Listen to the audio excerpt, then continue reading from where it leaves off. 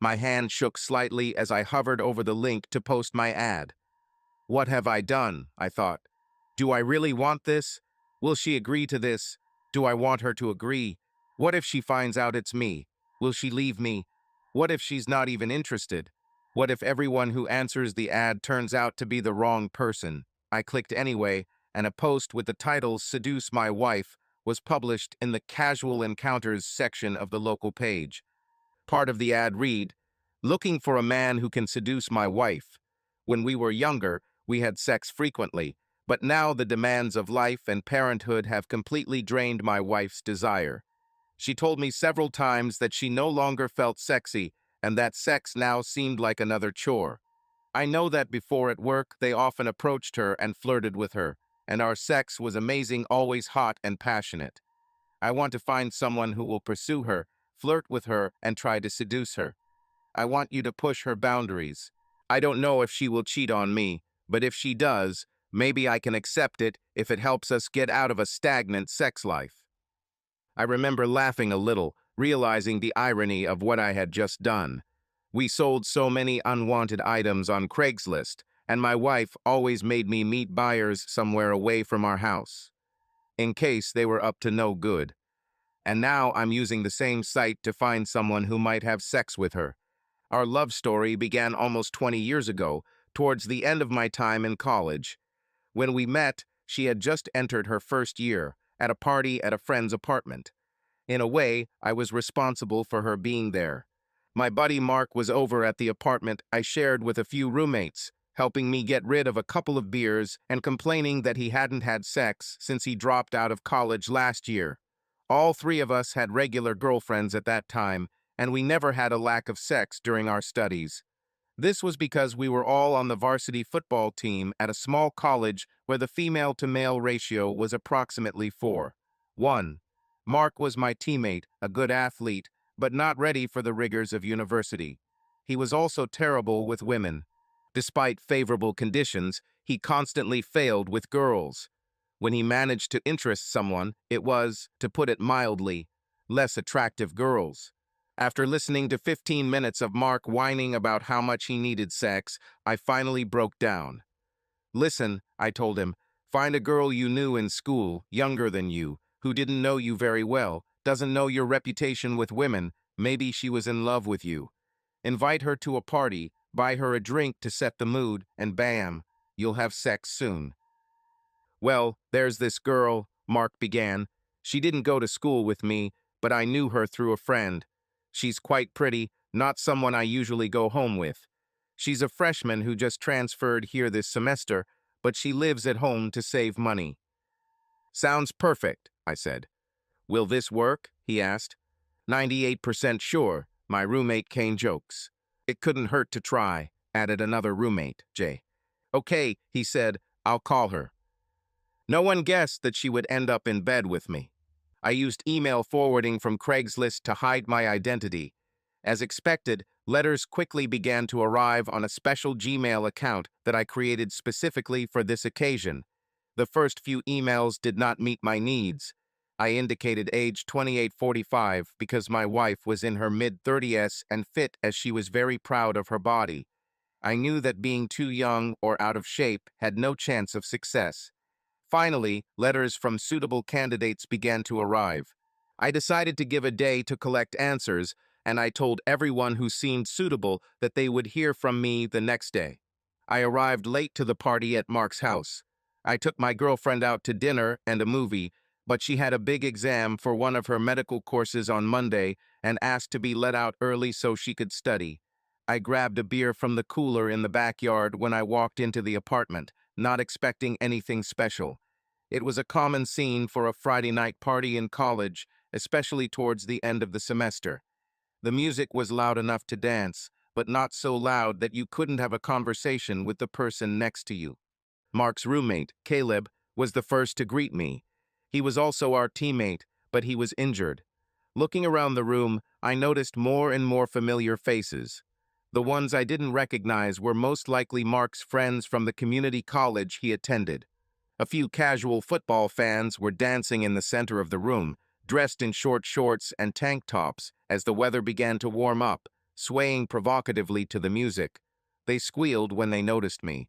I'd had sex with a few of them over the years and knew they'd be willing to do anything, especially after a couple more drinks. Even better, they will definitely not let my infidelity get to my girlfriend. I raised my beer bottle in recognition and noted to myself that if I wanted to have a little fun on the side, I would choose one of these. Mark lived in an apartment that looked like a townhouse, with 2 floors and a basement. As I made my way through the crowd, I noticed our quarterback, Scott, emerging from the basement with a couple of drinks in his hands. "The keg is in the basement, bro," he told me via. "Thank you," I replied and headed downstairs to replenish my supplies. As I walked down the stairs, I heard Mark's voice shouting, "Keg stand." I expected to see his big ass in the air when I got to the basement. Instead, I was greeted by the sight of a pair of long, tanned legs in the air and a skirt losing its battle with gravity, revealing a view of an ass covered by sexy black lace panties. I couldn't see the face as several partygoers gathered around shouting, "Drink," to a girl in a skirt making a keg stand. I waited patiently for her to finish and chatted with one of the baseball players about how their season was going. I'm usually not impressed with keg stands as they make people overestimate their capabilities, but after a full minute of this girl drinking her beer upside down, the chant started "drink," along with the others until the girl tapped Mark's hand to let him know she was done. He flipped her back over and she raised her arms in triumph, acknowledging the crowd's applause before smoothing out her skirt again. She was tall, about 5'10" and slim, with highlighted brown hair and a strikingly beautiful face that perfectly matched her gorgeous legs and ass and small breasts. I didn't recognize her. Since I could now grab the beer, I walked over to the keg and grabbed the hose. Standing next to Mark, I asked him how he was doing. "Okay," he replied. "Who is that girl with the keg stand?" I asked him. "Oh, this is Dinah, the one I told you about from home." "Damn, bro, she's better than I expected," I replied. "Good luck with her." He started to say, "Thank you," when Dana approached us. "You did well," I told her, nodding toward the keg and skipping the show. "Thank you," she said, extending her hand. "Dana." "Yeah, I know, Mark just told me." "Who are you?" she asked. "John," I replied. "Oh," she seemed surprised. "Mark has told me a lot about you." "Good or bad?" I asked, glancing at Mark. "Mostly bad," she said with a glint in her eye. "He says you're a great friend, but a real ladies' man when it comes to women. Told me to stay away from you." "Shoot," I said sarcastically towards Mark. Turning to her, I said, "I want you to know that I now have a steady girlfriend." "As if that ever stopped you," Mark interjected. "Although it's true, it's a little offensive, bro. Anyway, see you later," I said. "I hope so," Dana told me. I swear she winked at me as I turned around. It shouldn't be surprising at the number of guys who answer ads on Craigslist just to get laid. After weeding these out, I was left with about 25 candidates when I checked my email the next day. I then excluded those who did not send photos and those who only sent intimate photos. I wasn't interested in someone who was just looking for quick and easy sex. In the end, there were 15 left. I responded to them with a variation of the letter, which sounded something like this. "I want you to understand that I am not a cuckold, and my wife is not some prostitute looking for a quickie. I have no reason to believe that she has ever cheated on me before, and I cannot guarantee that it will even lead to sex, despite your best efforts to make it happen. In fact, I sincerely hope that this does not happen, as you understand." My ad was written exactly how I wanted it to be. It was about a stranger flirting with her and giving her attention to make her feel wanted and sexy again, and maybe allow me to get more sex.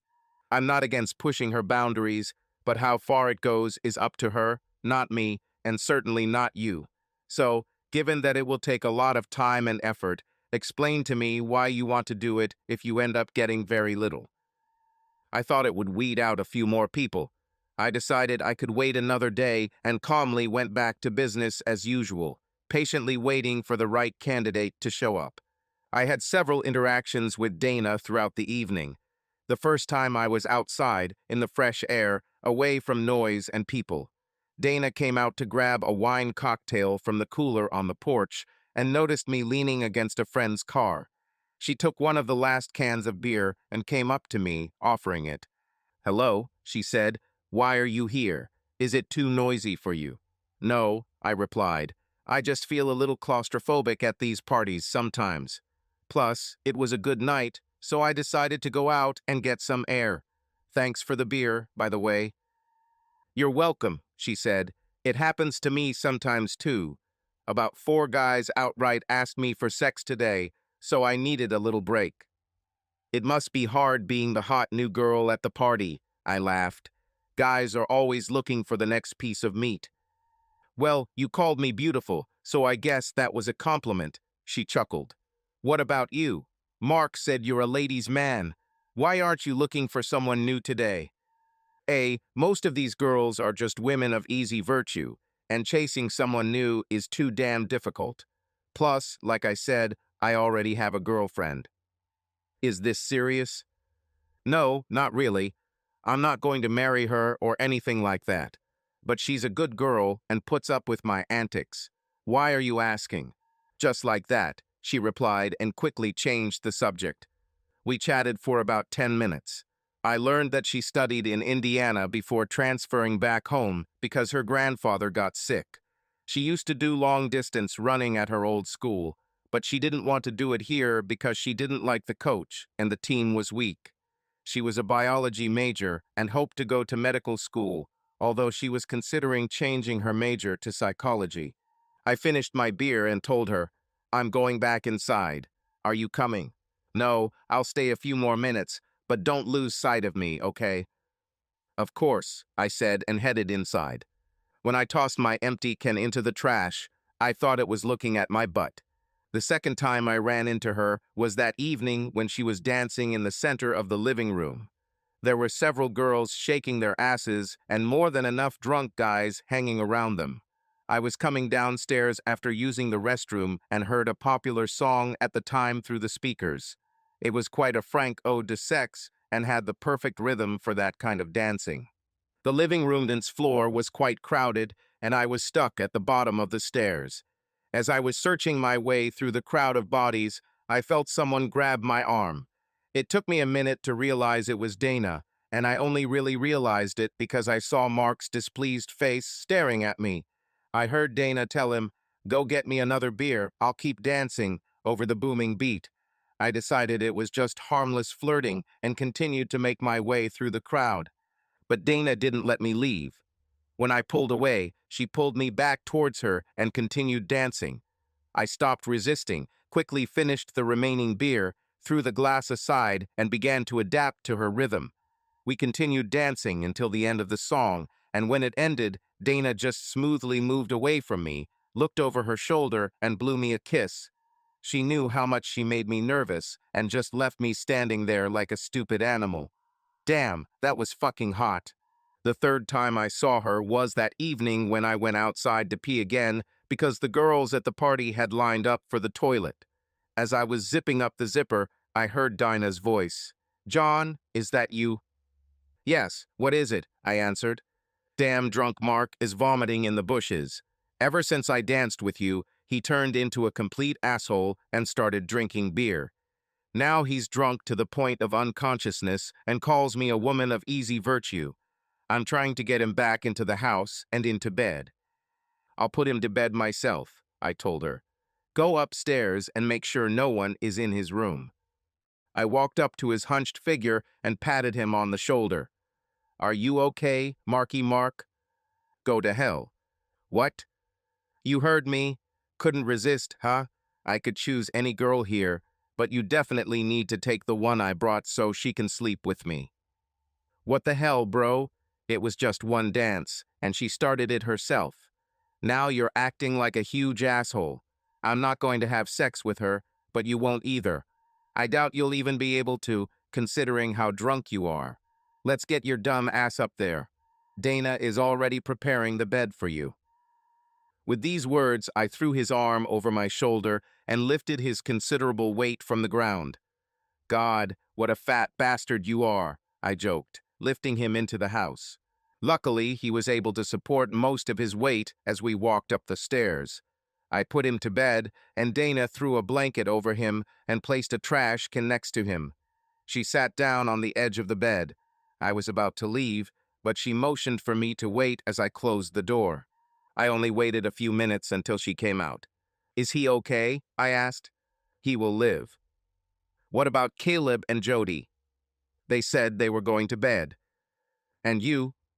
"The alcohol is gone, and I don't know where I'll sleep tonight." I thought for a second. "Both of my roommates are gone for the night, and I have beer in the fridge. Come with me. I know you're not completely drunk, but we both drank." "I'm not going anywhere with you," she said. "Don't worry, I only live 2 blocks from here. We can easily walk there." "Great," she said, and off we went. We made light conversation as we walked the few blocks to my house. She said that she was with one guy all the time. It was another long-distance runner who was a year older than her, but when he went to college, he immediately found himself another girlfriend. She agreed to come to the party tonight because she hadn't had much fun since he told her about his infidelities, and as she pointed out to me as we arrived at my back door, girls have needs too. This phrase made me a little confused, but I opened the door and let her go forward. She deliberately touched me as she passed by. "I need to go to the toilet," she said. "The layout is the same as Mark's," I replied. "There is one toilet on this floor and one upstairs. Should I get you some beer?" "Yes, thank you," she said and closed the bathroom door behind her, locking it. When she came out, I was sitting in an old chair with a beer in my hand. I placed her beer on the coffee table so that she could easily reach it from the sofa, which was perpendicular to me. I turned the TV on to the sports channel and half-watched the day's highlights. She sat down on the sofa, crossed her legs, took the beer, and took a long sip. "What about your girlfriend? Why isn't she here?" "A medical student. She has a big exam on Monday. She said she needed to study all weekend. She rarely spends the night here. Her mom apparently likes to visit her dorm before work and invite her to breakfast. She stayed at my place one time and her roommate had to cover for her, so now she's a little worried about it." It's clear. Dana seemed unimpressed.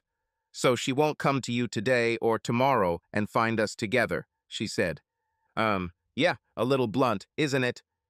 "Are you against it?" she asked. "Ever since Mark told me to stay away from you, I've wanted you. He clearly doesn't know me at all. From the moment he said it, it only guaranteed that I would sleep with you today. From what he told me, you don't really care about monogamy. And since you told me that your girlfriend wouldn't interfere with us, I decided to go for it." "Wow," was all I could say. "We had sex. Will you stay?" I asked, slightly sarcastically. "If you can keep your hands to yourself." "I'm very tired," she replied mockingly. I lay down in bed next to her. "I'll try, but I can't promise anything," was all I could say. I had other plans, but alcohol and the late hour did their job, and sleep came to us quite quickly. A few days later, I sent Rob an email with my terms. The most important thing is that whatever my wife chooses to do, she must do of her own free will. No illegal substances, no excessive alcohol unless she wants it, no tricks. I also insisted on meeting him in person, face to face, to discuss our agreement. He answered quickly, but was reluctant about the meeting, explaining to me that this is not how things are usually done. I was not going to give in, explaining that I was essentially giving him the opportunity to sleep with my wife, one of the most precious things in this world to me. Before I made my final decision, I needed to meet him and look him in the eyes. You can learn a lot about a person during a personal meeting that you might not notice over the phone or via email. I was adamant, and he finally agreed. However, since he met me halfway on an issue that confused him, he asked me for a favor. He wanted me to send him a nude photo of my wife, and I could cover my face if I wanted. I hesitated. I don't have many nude photos of her, but he agreed to meet, so I found one old photo of her standing with her back to me, showing off her ass, and sent it to him. I simply wrote, "She has great legs and a wonderful ass." His answer was immediate. "Hell yes, it is." I put the phone away, believing that our conversation was over, when suddenly I received a notification about a new message. It was an intimate photo from Rob. The text that went with it said, "This is what you're about to unleash on your wife. Can't wait to see that naked ass in real life." Having gained confidence, I decided to try going a little further. I started looking through old photographs and found one of my wives wearing only black stockings. I attached it to an email with the text, "How bad do you want to have sex with my wife? What would you do with her?" A few minutes later, his answer came. "Damn, this is fucking hot. I would persuade her to take a half day off from work and book a room at the Regency Hotel in the city center. I would buy her lingerie and heels. When we arrived at the room, I would prepare her a hot shower and tell her to relax. When she took a shower, I would leave a gift and wait for her until she came out. When she comes out, I would meet her, kiss her, and have sex. Then he invited her to clean herself up and would send her back to you. Of course, I would email you all the details. When she gets home and you ask how her work day was, she'll probably say something like, okay, but you'll know it was better than okay." I felt dizzy. I really didn't know how to react to this. I was both disgustingly stunned and strangely excited by the idea that my wife might find sex with someone other than me. I started typing. "Understand that my wife is not some available woman who will immediately have sex with you. If this happens, it will be because you deserve it. If it comes down to it, I want more than just an email. I want photos or videos." His response was quick. "You'll get both."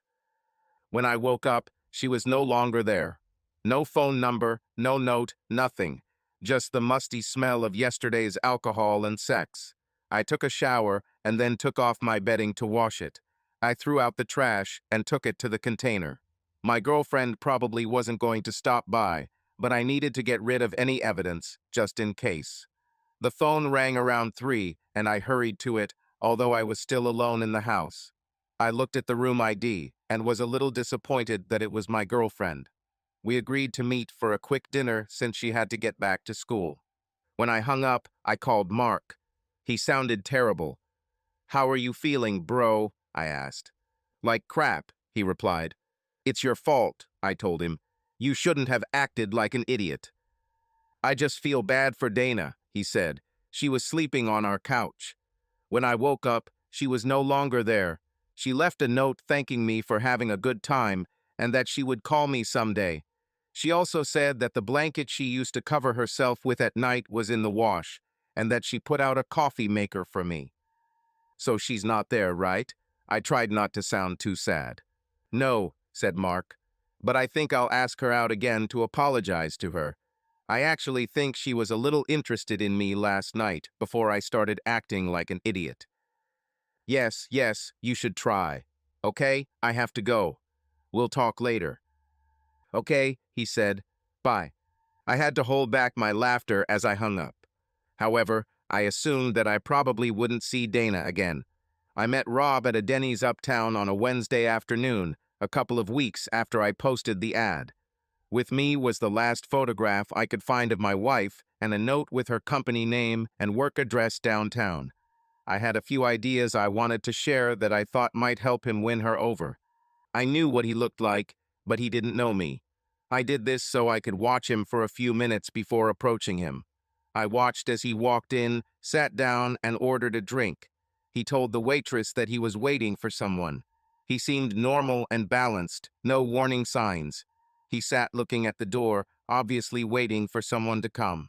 When my waitress came to take my order, I told her that I had an important call to make, but that I would be back in a second. I gave her $3, which more than covered my drink and tip, and walked out into the parking lot.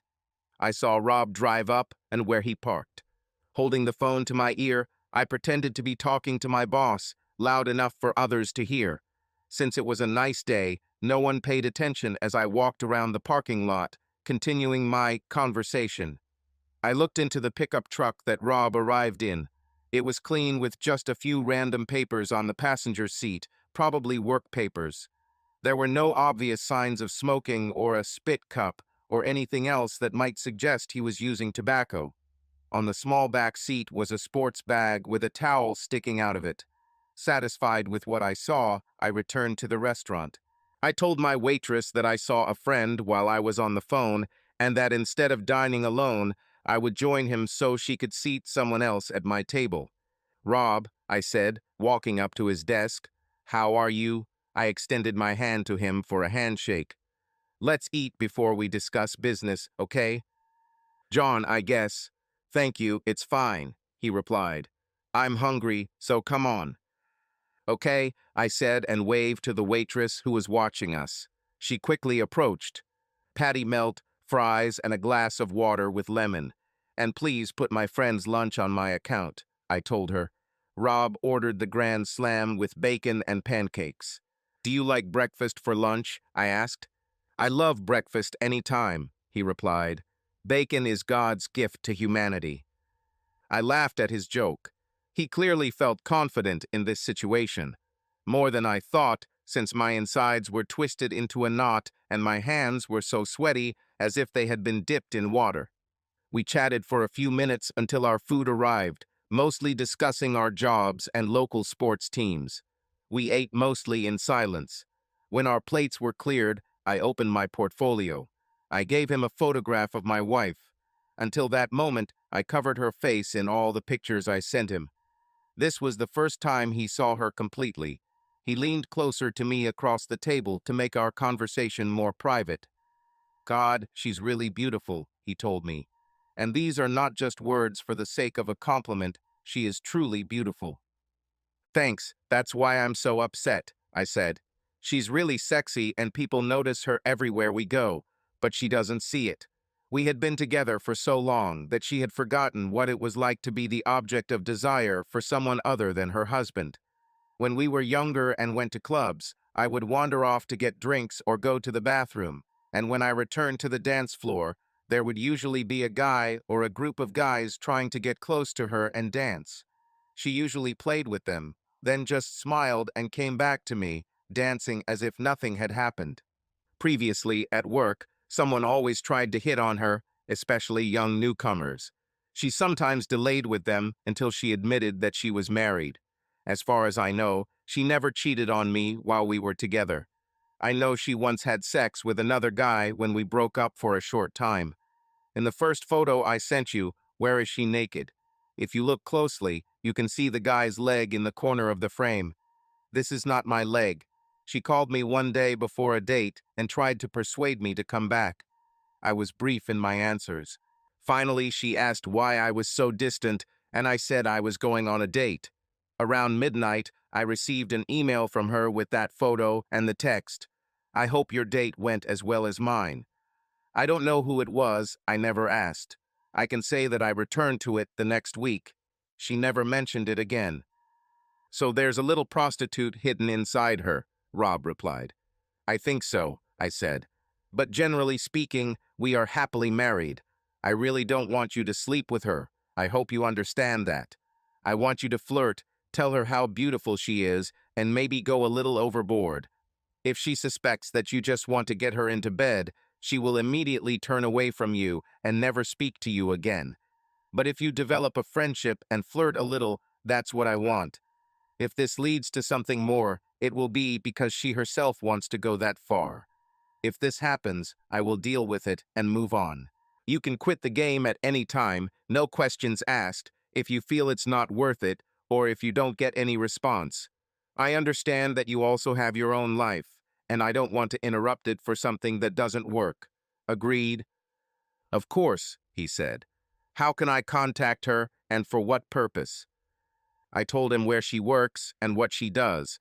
We discussed my suggestion as to why he might seek her help, and he added his own ideas. Half an hour later, we had a plan that we thought would work and wouldn't arouse her suspicion. As he stood up to leave, I wished him luck. I called the waitress over, paid, left her a decent tip for sitting at her table for so long without ordering anything, and headed to my car. Damn it, I thought to myself. The situation is getting serious. About 2 weeks after the party, I returned home from training. As soon as I entered the door, I heard a woman's laughter. Puzzled, I walked into the living room. I didn't expect to see anyone other than my roommate Kane. He was at home, but Mark and Dana were with him, and they seemed to be having a great time. My heart skipped a beat when I realized it was her. "What's going on here?" I said in a mock accusatory tone. "Juwin," Dinah almost purred. "Kane just made us laugh with his stories. I especially liked the story about how they talked you into walking down the stairs on a mattress in your underpants and then locked the door." "Yeah, great damn neighbors," I replied sarcastically. "I thought you were going to break the door," Kane laughed. "And when you came in again, I thought you were going to kill me. You chased me around the entire complex, swearing and screaming. What made you think you could even catch up with me?" "Shut up," was all I could manage to mutter pathetically as Mark and Dana laughed so hard I thought they would fall off their chairs. "What brings you back here?" I asked, looking at Dinah. "Oh, Mark called me the other day and said he had a hockey game today and asked if I wanted to go. I thought it would be fun, so here I am." Something about her, "this will be fun," tone struck me as odd. I didn't insist. "Do you want to go?" she asked. "No, I have a term paper to write today, but thanks," I replied. "Okay, as you wish," was her answer. "Your oversight." "Perhaps," I chuckled. "I didn't even know Mark could skate, let alone play hockey. This will probably be very funny." "It's an amateur league, asshole," Mark defended. "Maybe some other time, buddy," I laughed, heading to the shower. "Have fun." In my heart, I wasn't laughing. I was secretly hoping that she would come back to see me. Well, it's okay, I thought. We had fun. Several days passed before I received an email from Rob. He explained that he called her the next day and told her the story we had come up with. She made an appointment with him for the morning. He basically stuck to our plan, and it worked. She agreed to help him with his problem. They closed the session and agreed to meet again next week. He said that at that moment he decided to improvise a little. "I just have to tell you," he told my wife, "that you are one of the most beautiful women I have ever met. I hope this isn't too bold, but I know a great cafe around the corner. I think it's time for you to take a break. Would you like to have a cup?" He said that she refused, citing a bunch of papers and the fact that she doesn't drink coffee and doesn't like tea at all. "Maybe next time, that sounds nice," she told him. She gave me several reasons why she couldn't come with me, but you know what reason she never gave, he wrote. "That she's married." After taking a shower, I did a little exercise, but my thoughts were on something completely different. I was remembering how amazing Dana and I had had sex a couple of weeks ago, and was thinking about how I could do it again without pissing Mark off, if she even wanted to. I gave up trying to understand Locke's writings for my Ethics 421 course and decided to throw a burger on the grill. I reached into the fridge for a beer while I was cooking and noticed that one of my neighbors had had their last but hadn't refilled their stock. I was cooking when everyone returned from the game. They were clearly entertained by something. When they walked out onto the patio, I saw that everyone was laughing, obviously at Mark, since he was the only one who wasn't giggling, and he was vehemently defending himself against the seemingly hysterical comments of the other three. "What's so funny?" I asked. "Mark has been removed from the game," Jay told me through fits of laughter. "For what?" I asked, taking off the burger. "Knocked the guy down with a brutal power move." "This little shit asked for it," Mark remarked. "He was talking all the time. So when he took the puck behind the goal, I was waiting for him on the other side. He didn't notice me. But it's strictly a non-contact league, dummy," Kane added. I changed the subject. "Who drank the last beer and didn't refill?" There was no answer, as usual. "I'm going to the store to get some more. Does anyone want to come with me?" I asked, secretly hoping that Dinah would agree to my proposal. She was wearing yoga pants, and I had been sneaking glances at her butt since they got home. "Yes, I'll go. Mark is going to take a shower anyway, so I'll have something to do. I can buy myself girly drinks." "Great, let's go," I replied casually, while inside I was doing somersaults with joy that she agreed. The trip to get the beer took about 30 minutes, mainly because Dana couldn't decide which wine cocktail flavors she wanted. We had a casual conversation, but the topic of our previous intimacy, to my disappointment, never came up. When we got back to the apartment, Jay and Kana had already joined their new girls. They tried to talk me into inviting my girlfriend, but I didn't really want to see her that night for obvious reasons, so I made up a lame excuse about homework and other reasons of questionable legitimacy. Actually, I had homework, so I grabbed a beer and went upstairs to my room. I went down from time to time for various reasons. Dana gave no indication that she was interested in me, so I mostly stayed away. She didn't pay much attention to Mark either, although she seemed to be having a good time with the other girls. When I came down around midnight to grab my last beer for the evening, they had already started pulling out a deck of cards. The guys, especially my neighbor Jay, were smiling widely. To answer my unspoken question, Jay informed me that the girls had decided to play strip poker. As much as I wanted to watch, I was the third wheel in this situation, so I just wished them all fun and went back upstairs.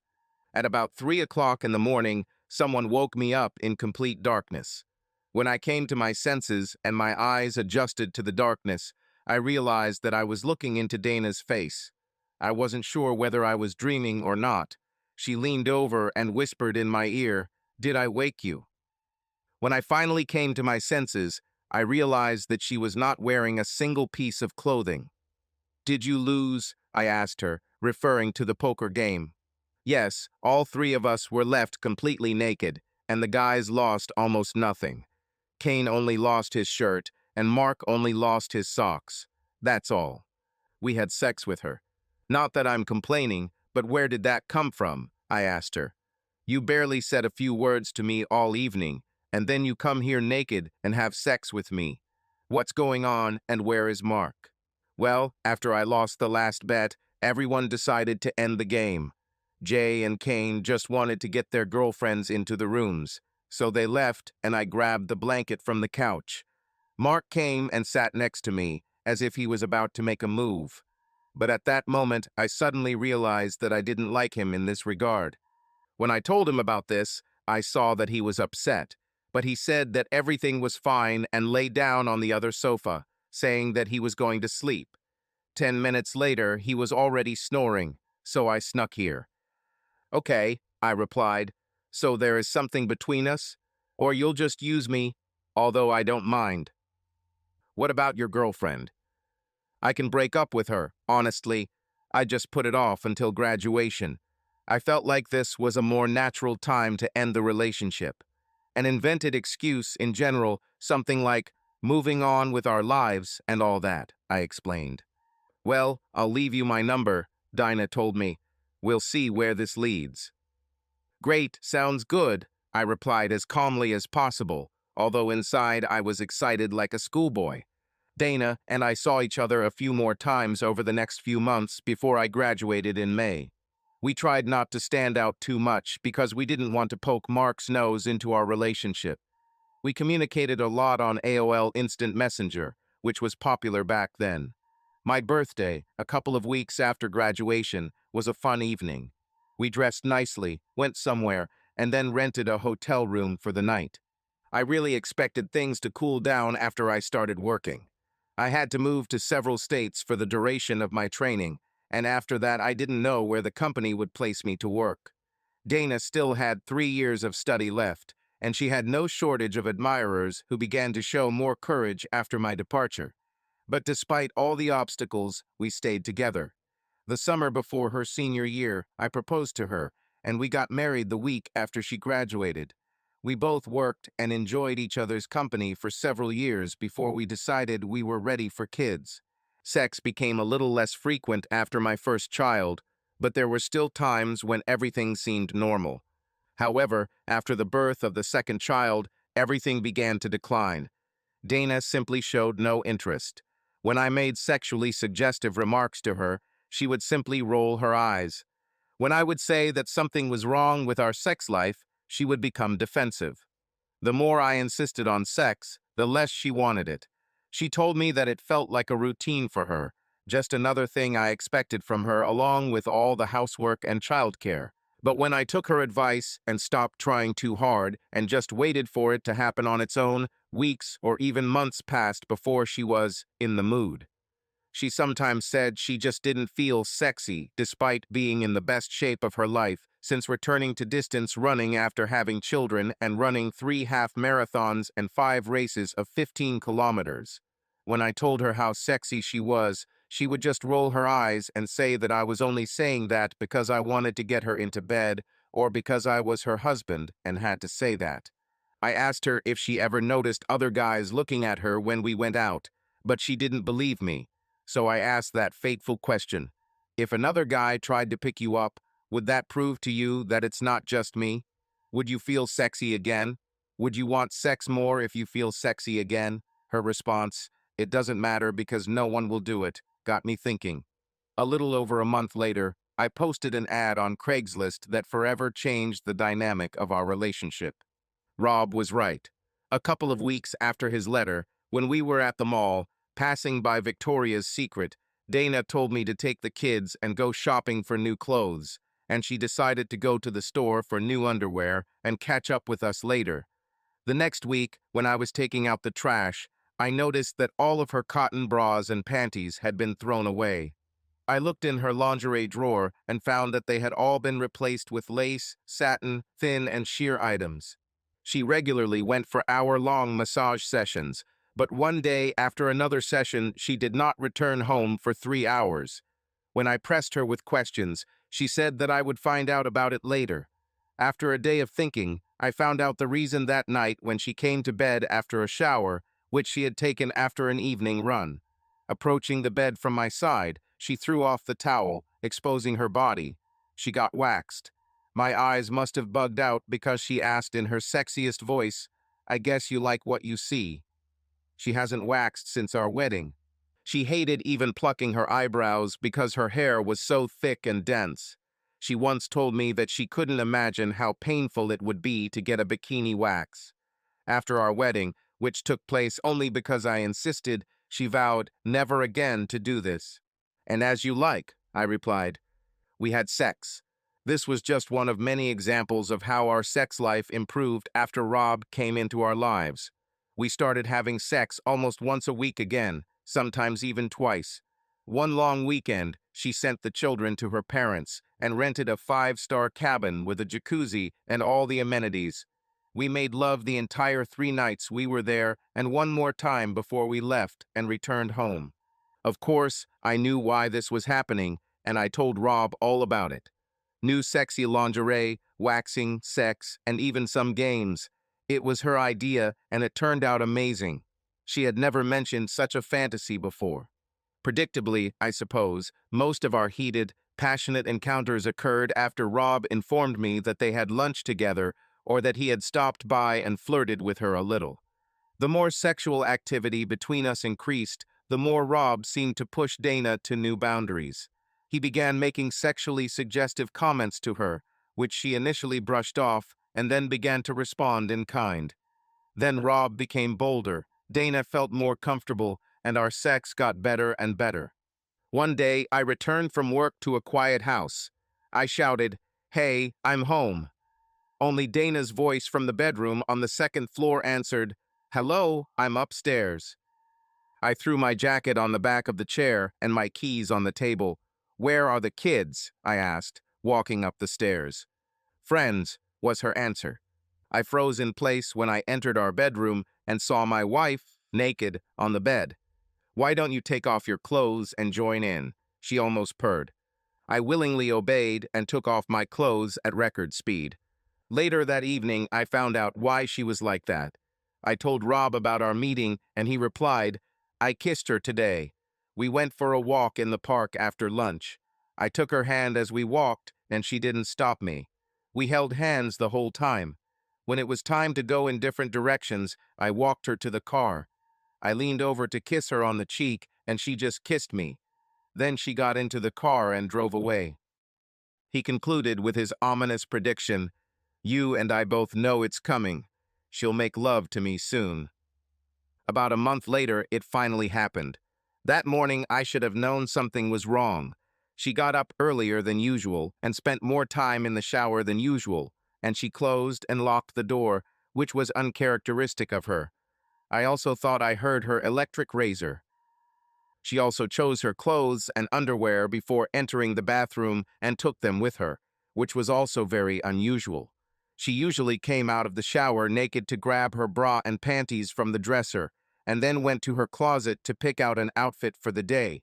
As I pretended to be asleep, I saw her take out a Victoria's Secret bag from the bottom drawer of her dresser that she had hidden there.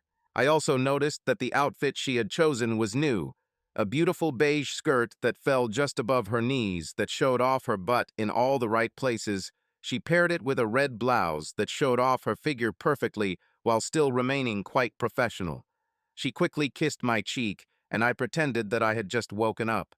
"Where are you going so early?" I asked. "Today there is a lot to do at work. I couldn't sleep, so I decided to just get up and go. You might have to stay late, so can you pick up the kids if anything?" she asked. My job gave me some flexibility, especially after 18 years there, and my boss rarely questioned me when I popped into his office and told him I needed to leave early to pick up the kids from school. Plus, I was usually the first person in the building and worked much more than the required 40 hours a week. "I'll let Anthony know," I told her. "Please let me know as soon as possible if I need to pick them up." "Great," she said with a big smile. "I'll let you know. I love you." "I love you too," I replied and got out of bed to start my day. I received the email I had dreamed of and dreaded almost 2 years after I first told Rob I wanted him to seduce my wife. It was brief. "Meet us for lunch." She told her boss that she needed to take the afternoon off to resolve personal issues. Sent me a message that she was looking forward to everything I want to do that day. "I've already rented a hotel room with a hidden camera, so you can see how I turned your wife into a prostitute." At about 11 o'clock, I received a text from my wife. "I will be very busy after lunch. I need you to pick up the children. I'll probably only be back for dinner." "I love it." My answer was short. "Okay, I love you too." I knew what was about to happen. My heart was pounding, my palms were sweating, and the best I could do was 3 words in response to her message. I picked up the kids from school and spent the rest of the day trying to keep myself busy, knowing that my wife was in a hotel downtown, breaking our marriage vows with a near stranger that I had set on her. My emotions were a complete mess. A little after 4:30 p.m., I received an email from Rob that said, "She's in the shower now. Thanks, buddy. I will send you videos and photos later." She returned home around 5 p.m. I knew I had to stay calm. After 2 years of effort, she still had no idea that I was behind it all. I turned to strangers in desperation. I restored her desire, I got what I wanted, but what did it lead to? Now she cheated on me. "How was your day?" I asked. "Busy," she replied dryly. "Did everything work out?" I asked, deliberately phrasing the question in such a way as to gauge her reaction. "Yes," she said without blinking an eye. "Everything went very well." "I'm glad, I guess," I said. "Dinner will be ready in 10 minutes. "Okay," she said. "To be honest, I had lunch late, so I'm not very hungry. I'm very tired. If you don't mind, I'll just change my clothes in pajamas. Can you bring me a small portion in bed? I just want to rest." "Of course," I said, sure there was a grin on my face. She noticed this. "Everything is fine?" she asked. Yeah, just go rest. I'll bring dinner in a minute." "I love you," I said. She quickly kissed my cheek, and I smelled a different shampoo that they use in hotels. "I love you too," she said and headed upstairs. I received the email with attachments around 10 p.m. Rob certainly followed through on his long-standing promise to send photos and videos. He said he just took his phone out of his pocket and started taking pictures, and my wife didn't mind. This was in stark contrast to the fact that I had to literally beg her to send me at least a few nude photos during the 15 years of marriage. The photographs were predictably candid, but the video is something I will never forget. My wife acted like a true woman of easy virtue, but I was confused. She had crossed the line, and there was no turning back. When I posted the ad, I knew it was possible. But I never imagined how I would feel. I knew it was her decision, and I saw how much she wanted it. She enjoyed it in a way I could never give. So I couldn't blame her for that. Subscribe to our channel so that your love doesn't cheat on you, and go ahead and listen to the next story, because this story is nothing compared to the next one. If you're under 18, don't even think. Click to the next one. Click to the next one. Click to the next one.